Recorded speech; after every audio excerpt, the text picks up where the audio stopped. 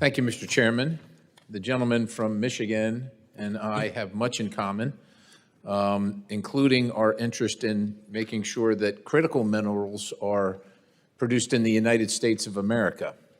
However, I think we probably differ a little bit on how we should go about doing that. This amendment removes a section of the bill that openly encourages various federal departments and agencies to cooperatively find opportunities to increase the investment in the DRC's critical minerals sector. Simply put, it's foolish to encourage or remotely incentivize any sort of overseas investments when this country is dealing with our own deficits, upwards of $35 trillion, with no sign of slowing down whatsoever. Every 100 days, another trillion. And I can assure you that hardworking, everyday Americans have zero interest in pumping hundreds of millions of dollars into overseas manufacturing when they can hardly survive paycheck to paycheck with record levels of inflation and the increased cost of living at every single corner. Now, somewhere around 80% of the mines in question are already under PRC control.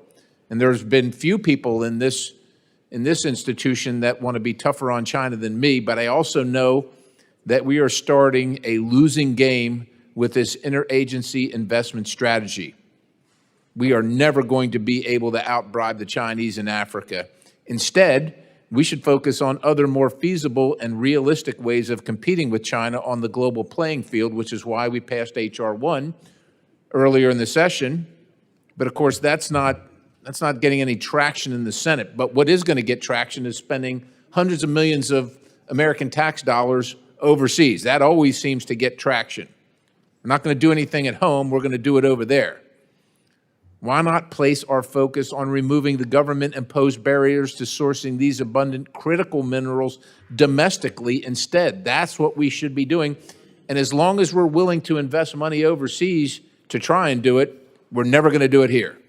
By supporting this essential investment plan, we all remain complicit in further advancing nonsense State Department climate projects and other wasteful initiatives without a second thought. And quite honestly, listening to the remarks of my colleague from New Jersey, I agree with him. Not really going to be complicit in these projects that literally are going to go nowhere and produce nothing for us except more bills. We're going to be complicit in, and maybe Americans will be paying for the child slave labor to mine the cobalt.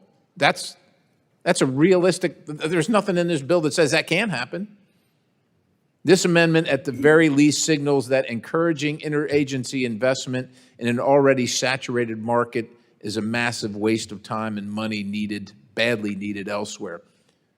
I agree with the gentleman from Michigan.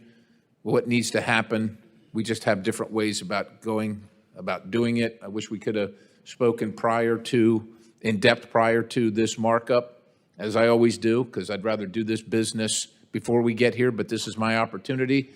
So that's the amendment. I thank you for the time. I encourage adoption, and I yield the balance.